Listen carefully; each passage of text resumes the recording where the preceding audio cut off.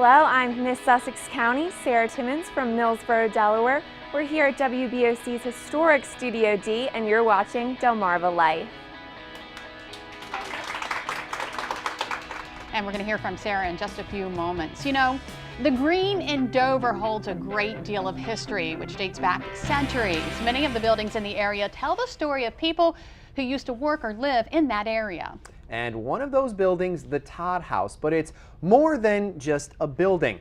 It tells the story of a man who watched his success grow and then saw it all come crashing down.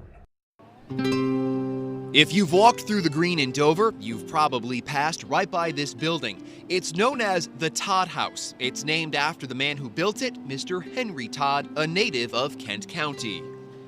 Most people are not aware of its history or the history associated with the individual that constructed it. Madeline Dunn is an historian with Delaware Historical and Cultural Affairs. She met up with us to talk about the Todd House and the story behind it all. But first, who is Henry Todd? Along the line, he became or acquired the skills of being a surveyor and was responsible for laying out metes and bounds for properties that were sold. He's a very interesting individual who was very much involved in farming. He also was responsible for planting a lot of peach orchards, and the success of his farms, many of which he acquired in the 1860s, gave him some financial stability. Madeline says in 1858, Mr. Todd built this Italianate style home. It's marked by a fairly flat roof, a very large eave with large brackets that support the eaves, the elongated windows. And if you look at the brickwork, it is quite smooth. It's a mechanical bond with very thin joints, which is in contrast directly with the Ridgely house next door, which was built in 1727. You can see how coarse the brickwork is. He then added a second building next door. It eventually became the offices for surveyors, lawyers, and a local publication. It is quite fascinating because the first business to go on the second floor of the office building was a newspaper called the Delawarean. It was a newspaper found here in the Dover area in 1859 and was the longest running newspaper to be printed here in Dover for the 19th and early 20th century. And here's what makes Mr. Todd's story so intriguing. Despite all his success and being a member of high society, no one really knows what he looked like. We've not been able to find any photographs or likenesses of portraits of Mr. Todd, but I think what's really important is this building really represents him. And during this time, the Green also saw a great deal of transformation. The Green was actually laid out.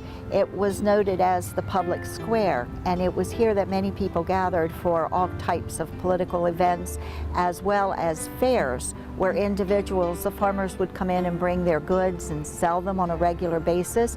The beautiful landscape view of the Green we have today is something that did not develop until the late 1840s. Dover continued to grow, and so did the bank accounts of many people like Mr. Todd.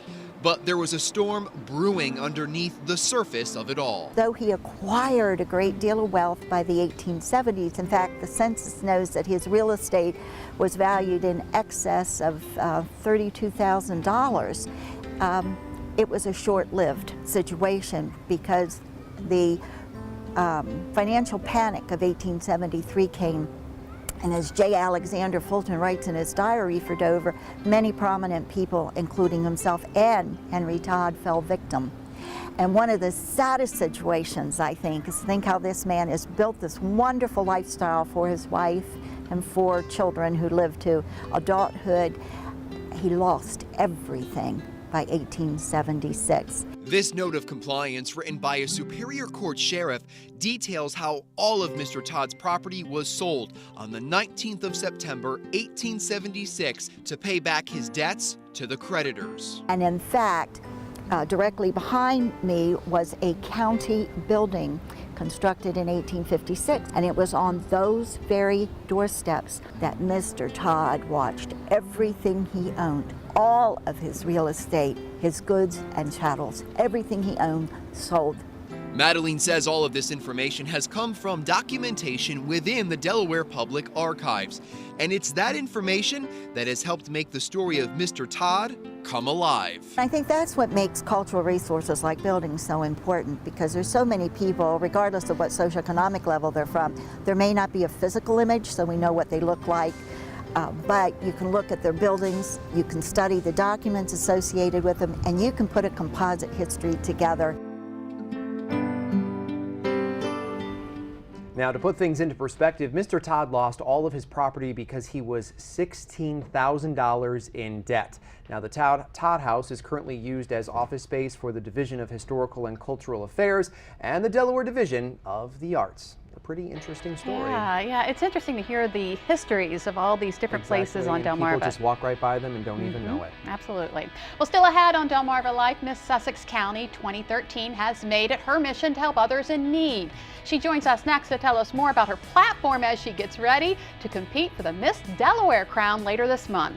And a little later, Dr. Harmonica, along with a few friends, takes the Delmarva Life stage to get us ready for the first ever Blues, Brews, and Barbecue Festival later this month. Plus, we announce the winner of our first pair of tickets to the event.